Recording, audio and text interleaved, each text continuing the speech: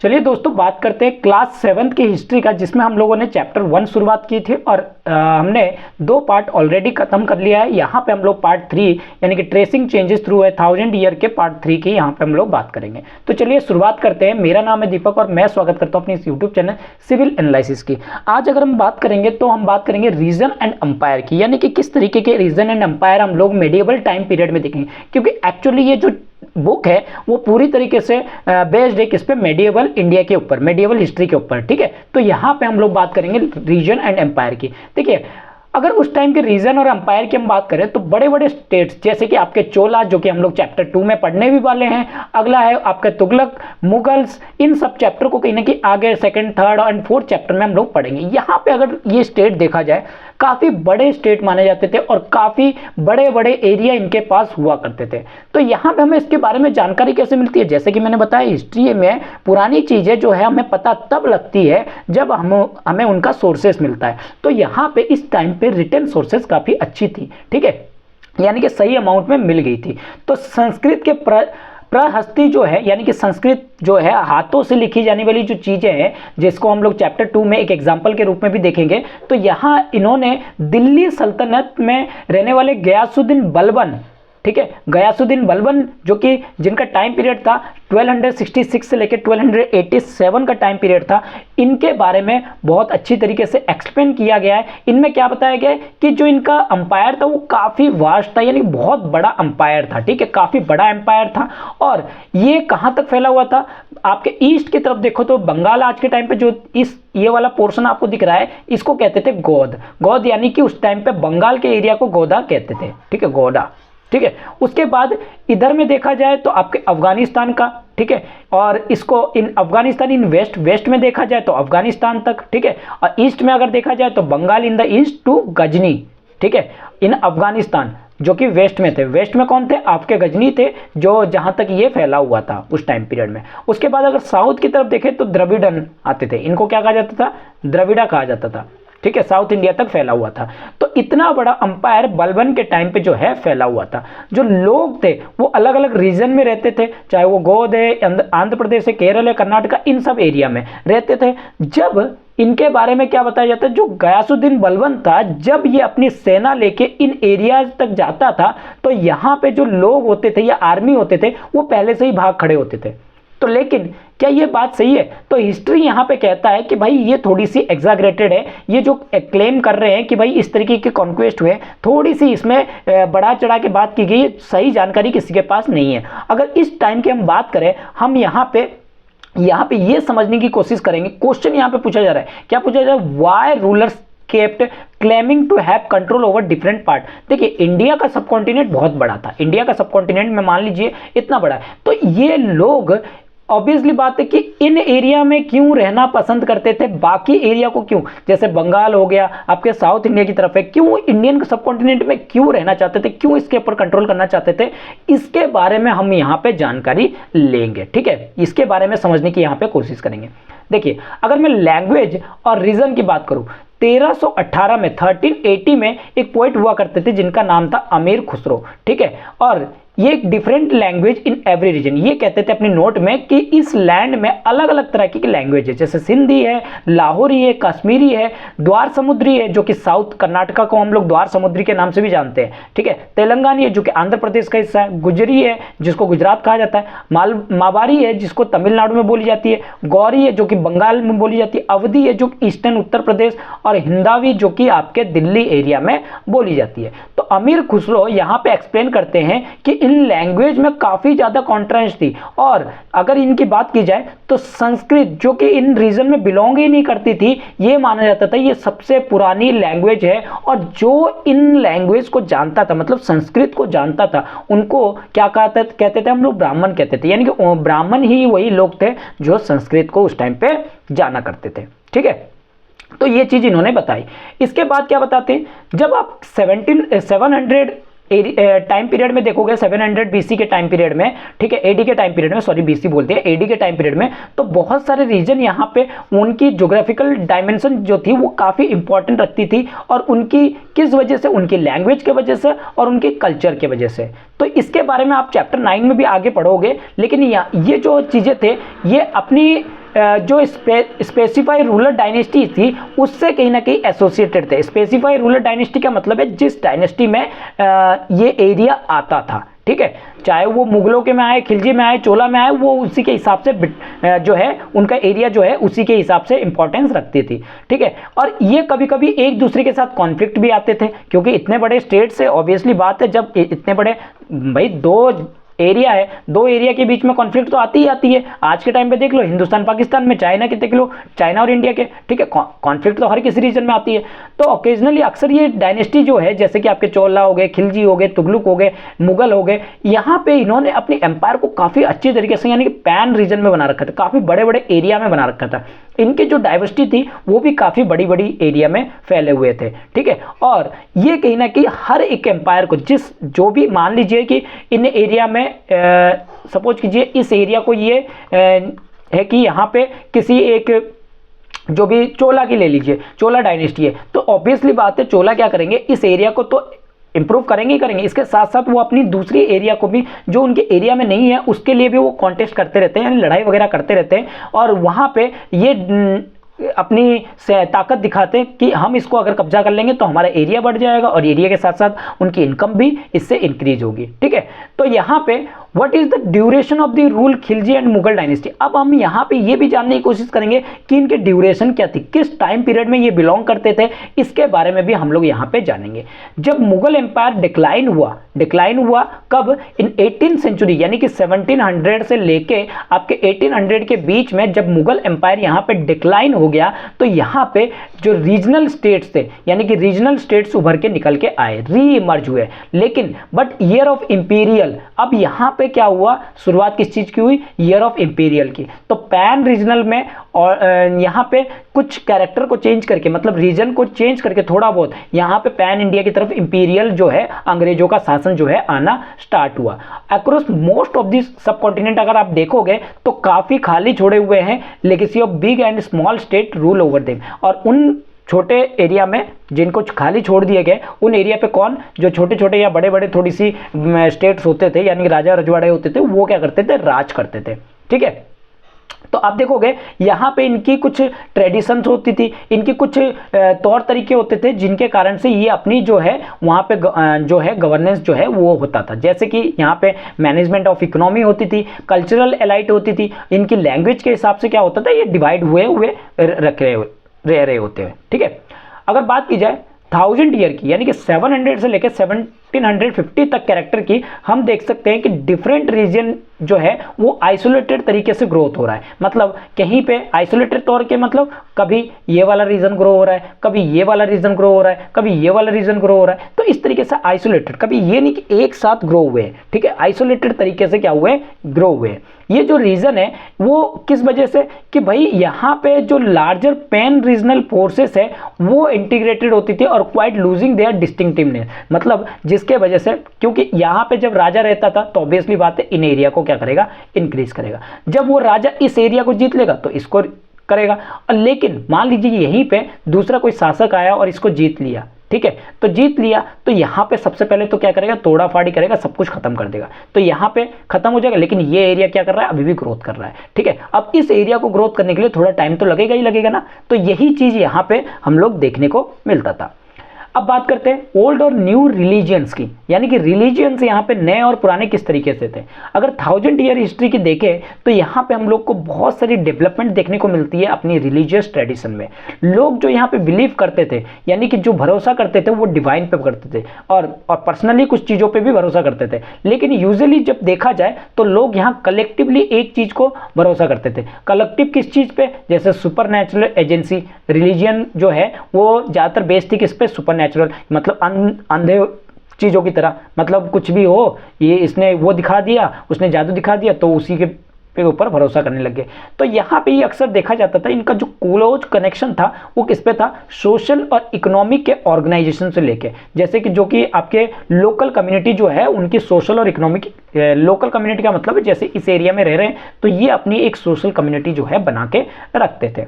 और जो social world था इन ग्रुप्स का, वो टाइम टाइम पे अपनी बिलीफ्स के हिसाब से क्या होते थे, चेंज भी हुआ करते रहते थे, ठीक है, ये वो टाइम पीरियड था जिसमें बहुत सारी चेंजेस जो है इंपॉर्टेंट चेंजेस हुए, और जिसको आज हम हिंदुइज्म कहते हैं। ये जो है एक नई वर्शिप के नए तौर तरीके लाए, जिसमें कि आपके देवी देवता जो है इस टाइम पे बनना स्टार्ट हुए। इन्होंने टेम्पल्स वगैरह बनाया, ठीक है, रॉयल्टी के तौर से, ठीक है। उसके बाद इनकी ब्राह्मणाज की बात की जाए तो ब्राह्मण वगैरह की इंपॉर्टेंस जो है वो भी बढ़ने लगी। यहाँ पे प्रीस्ट, साधु, महात्मा, इन सब की जो है काफ़ी ज़्यादा बढ़ने लगे, और ये जो ग्रुप था ये कहीं ना कहीं अब सोसाइटी में डोमिनेट भी होने लगे। अगर बात की जाए संस्कृत टेक्स्ट की, जिसको नॉलेज है उसको हम लोग क्या उस टाइम पे कहते थे, ब्राह्मण कहते थे, और ये सोसाइटी में काफ़ी ज़्यादा रिस्पेक्ट भी इनको मिलता था। इनकी जो डोमिनेंट पोजिशन थी वो कंसोलिडेट होती थी इनके पैट्रॉन से, यानी कि new rule searching from Prestige, यानी कि उनके जो पूर्वज वगैरह थे, आप देख सकते हैं, इन्फ्लुएंशियल या wealth individual who support another person, artist, craftsman, learn, मतलब ये पैट्रन कौन होते थे? पैट्रन वो लोग होते थे जैसे कि आपके छोटे छोटे आर्टिस्ट हो गए या क्राफ्ट पर्सन हो गए, जो भी साधु महात्मा हो गए, वो क्या करते थे, इनको सपोर्ट करते थे। जो साधु, क्योंकि संस्कृत बोलना आता था तो इनको सपोर्ट करते थे कि ये हमारे सारे मंत्र वगैरह, शादी ब्याह वगैरह ये सब चीज़ें करवाएंगे। तो इसीलिए एक नई रूलिंग्स जो है वो यहाँ पे प्रेस्टीज पाने लगी, ठीक है। अगर एक मेजर डेवलपमेंट की बात की जाए इस पीरियड की, तो यहाँ पे आइडिया ऑफ भक्ति की भी शुरुआत हुई, इमर्जेंस होना स्टार्ट हुआ। और आइडिया ऑफ भक्ति क्या कहता है? ऑफ लविंग, यानी कि आप किससे प्रेम करते हो। देखिए, लोग उस टाइम पे पर्सनल देती, यानी कि जो खुद के भगवान होते थे उनको पूजा करने के लिए जाते थे, और उसके लिए वो एड ऑफ प्रीस्ट करते थे या इलेबोरेटरी रिचुअल्स करते थे। Without devotee could reach without the aid of priest और इलेबोरेटरी रिचुअल्स, मतलब जैसे कि घरों में भगवान की फोटो लगा लिया और बिना किसी प्रीस्ट के, बिना किसी जो भी पुजारी के, वो क्या करते थे, इस चीज़ को, काम को, पूजा पाठ को करते थे। ये सब भी चीज़ें आप कहीं ना कहीं आगे वाले आने वाले चैप्टर में भी आप पढ़ोगे, ठीक है। ये वो पीरियड था जहां पे एक नई रिलीजन जो है वो अपियर हो रही थी सब कॉन्टिनेंट में। जो मर्चेंट्स है या माइग्रेंट्स है, पहले तो इन्होंने इस टीचिंग को कहीं ना कहीं लेके भी आए। जैसे कि आप जान सकते हो, होली कुरान को इंडिया में लेके आया गया 7th सेंचुरी में, ठीक है। मुस्लिम जो कि कुरान को यहाँ पे होली बुक मानते थे, उन्होंने भी एक गॉड को, जिसको हम लोग कहते हैं अल्लाह, वन गॉड, ठीक है, उनकी सॉवरेंटी को एक्सेप्ट किया, जिसमें लव था, मर्सी थी और वांटी इम्बैरेंस थी, जो कि वो बिलीव भी करते थे बिना किसी सोशल बैकग्राउंड के। बहुत सारे अगर रूलर की यहाँ पे बात की जाए, उन्होंने इस्लाम को पैट्रन किया, उलेमा को, उलेमा का मतलब क्या होता है, जो भी थियोलॉजी करने होते हैं या जूरिस्ट होते हैं, मतलब मुस्लिम में होते हैं ना बड़े पढ़े लिखे, जैसे हम लोग मंदिरों में कहते हैं साधु संत या फिर पुजारी वगैरह, जो ज़्यादा पढ़े लिखे होते हैं, ठीक है, जिनको फिलोसफिकल नॉलेज अच्छी होती है, तो उनको लर्न थियोलॉजिकल या जूरिस्ट कहते थे। हिंदुइज्म की तरह इस्लाम भी अलग अलग तरीके से इंटरप्रेट किया गया। जैसे हिंदूज में हम लोग कास्ट वाइज सेग्रीगेशन करते हैं, तो वैसे भी यहाँ के जो इस्लाम के जो फॉलोअर्स हैं वो भी इस तरीके के इंटरप्रिटेशन करते हैं। वहाँ पे अगर देखा जाए, शिया मुस्लिम जो बिलीव करते थे, जैसे कि आपको पता है शिया और सुन्नी दो कम्युनिटी होती थी, ठीक है। शिया यानी कि जो प्रॉफिट मोहम्मद के सन को मानते थे, जिनका नाम था अली, वो एक लेजिटिमेट उनको लीडर माना जाता था मुस्लिम कम्युनिटी का। और जो सुन्नी मुस्लिम होते थे वो एक्सेप्ट करते थे अथॉरिटी ऑफ अर्लियर खलीफा, यानी कि कम्युनिटी की एक होती है कम्युनिटी और एक है एक सिंगल पर्सन यानी कि अली की जो फॉलोअर्स थे उनको हम लोग शिया कहते थे, और जो एक कम्युनिटी को बिलोंग करते थे उनको क्या कहते थे, सुन्नी कहते थे, ठीक है, यानी कि खलीफास भी कहते थे। इनकी जो कम्युनिटी होती है उनको खलीफा कहते हैं, ठीक है।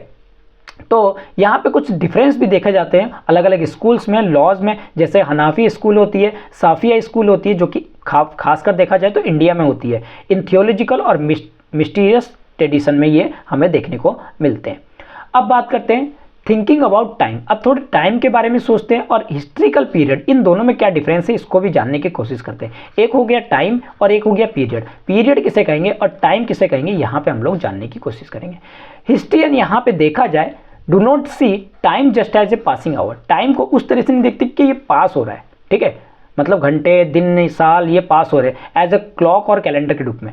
टाइम जो है एक रिफ्लेक्ट करता है change in social and economical organisation. Important है यूपीएससी के लिए भाई। टाइम क्या है, टाइम एक रिफ्लेक्टेड चेंजेस है जो कि सोशल और इकोनॉमिकल ऑर्गेनाइजेशन में लेके आता है, और ये एक परसिस्टेंस रखता है, मतलब एक कायम करके रखता है, और इसके साथ साथ आइडियाज को ट्रांसफॉर्मेशन करता है। यानी कि एक टाइम पीरियड का मतलब है उस टाइम पीरियड तक जब इनके आइडियाज चले, मतलब हिंदुइज्म को फॉलो करना है तो मतलब फॉलो करना है, वो एक टाइम पीरियड हो गया। उसी आइडियाज को लेके चले कि हिंदू लोग हिंदू भगवान को ही मानेंगे, तो वो एक आइडियाज हुआ। तो इसको हम वो लोग क्या कहते थे, ना कि टाइम कहते थे, इसको वो लोग क्या कहते थे, पीरियड कहते थे। यहाँ हिस्ट्रियन क्या कहते थे, पीरियड कहते थे।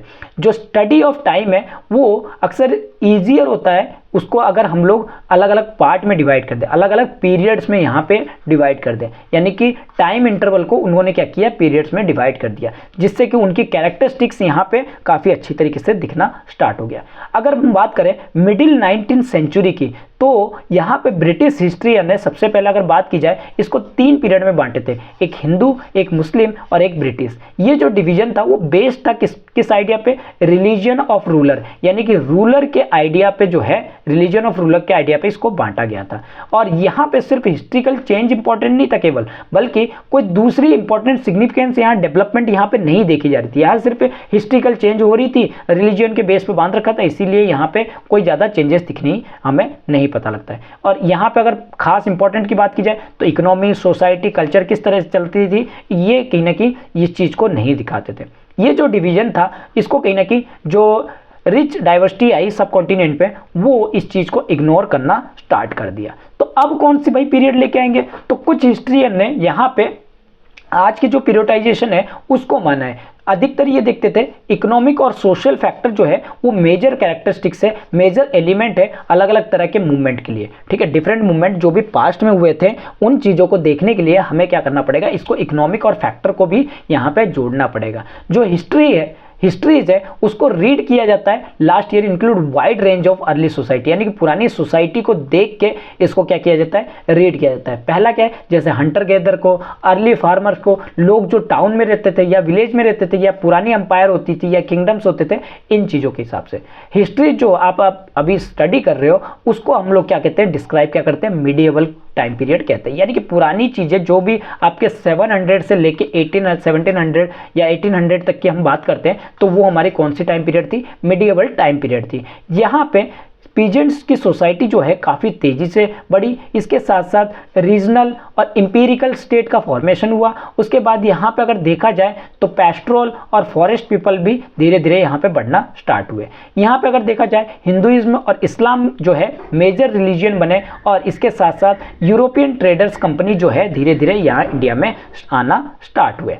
अगर हम बात करें इन 1000 ईयर में, इस 1000 ईयर में तो इंडिया की हिस्ट्री जो है काफ़ी ज़्यादा चेंजेस हुई है, लगातार चेंजेस हुई। और आखिर में हम देख सकते हैं कि 16 और 18 सेंचुरी में वो काफ़ी ज़्यादा डिफरेंस दिखने लगी, जब 8th और 11th सेंचुरी, यानी कि 8 से लेके 11th सेंचुरी की अगर हम बात करें तो वो काफ़ी डिफरेंट है आपके 16 से लेके 18 सेंचुरी के बीच का। तो ये जो है ये आपका एक टाइम पीरियड ही तो कहलाता है। तो ये डिस्क्राइब करता है कि इंटायर पीरियड कहीं ना कहीं वन हिस्ट्री यूनिट है, नॉट विदाउट इट्स प्रॉब्लम, बिना प्रॉब्लम की ये एक हिस्ट्री में नहीं बनी हुई है। यानी कि प्रॉब्लम धीरे धीरे आती गई और प्रॉब्लम के साथ साथ इनमें चेंजेस होते गए, चेंजेस के साथ साथ ये एक हिस्ट्री जो है बनी है। तो इसीलिए हम कहते हैं जो मेडिएवल पीरियड है वो अक्सर कंट्रास्ट होती है किससे, मॉडर्न पीरियड से। यानी कि मेडिएवल पीरियड अलग है, मॉडर्न पीरियड जो है अपने आप में अलग है। जो मॉडर्निटी क्या लेके आते हैं, एक मैटेरियल प्रोग्रेस को लेके आते हैं, इंटेलेक्चुअल एडवांसमेंट को लेके आते हैं। वहीं पे अगर मेडिएवल पीरियड की हम बात करें तो मेडिएवल पीरियड कैसी सोच को लेके आते हैं, पुरानी ओल्ड टेस्टामनी को लेके आते हैं, ओल्ड इंटेलेक्चुअल को लेके आते हैं। ठीक है ना, तो वहां पे कहीं ना कहीं आपको पता है सुपरस्टिशियस चीजों पे बिलीव करते थे, यहाँ पे थोड़ा सा मैटेरियल चीजें प्रोग्रेस में आना स्टार्ट हुआ। पीरियड है वो लैग करती है कोई भी अगर चेंजेस होता है। ऑफ कोर्स हम जानते हैं ये सभी चीजें क्या है, धीरे धीरे ही चेंज होती है। अगर बात की जाए इन 1000 ईयर में तो सोसाइटी जो है इस सब कॉन्टिनेंट की वो भी अक्सर क्या होती रही, धीरे धीरे चेंज होती रही। और चेंज किस तरह से, इकोनॉमिक लेवल पे अलग अलग रीजन्स में चेंज हुई, उनकी प्रॉस्पेरिटी के लेवल पे भी चेंज हुई। और इसके साथ साथ जब यहाँ पे प्रॉस्पेरिटी एक हाई लेवल पे पहुंची, इकोनॉमिकल लेवल चेंज हुई, तो ऑब्वियसली बात है यहाँ अट्रैक्ट कौन हुए भैया, यूरोपियन ट्रेडर्स जो है यहाँ पे अट्रैक्ट हुए। और कहीं ना कहीं वो इंडिया के जो सब कॉन्टिनेंट पे वो आए भी। ठीक है, इसके बारे में फिर आप आगे भी पढ़ोगे। ठीक है, अगर आप इस बुक को पूरी तरह से कंप्लीट करोगे तब आपको यहाँ पे ये सारी चीजें पता लगेगी। तो ये था आज का जो पहला चैप्टर था और ये पहला चैप्टर यहाँ पे कंप्लीट हो चुका है। ये आपका पार्ट 3 था। तो आई होप कि आपको ये चैप्टर जो है अच्छा लगा होगा, और कोई भी तरह की क्वेरीज अगर है तो आप हमारे कमेंट सेक्शन में पूछ सकते हैं। Thank you.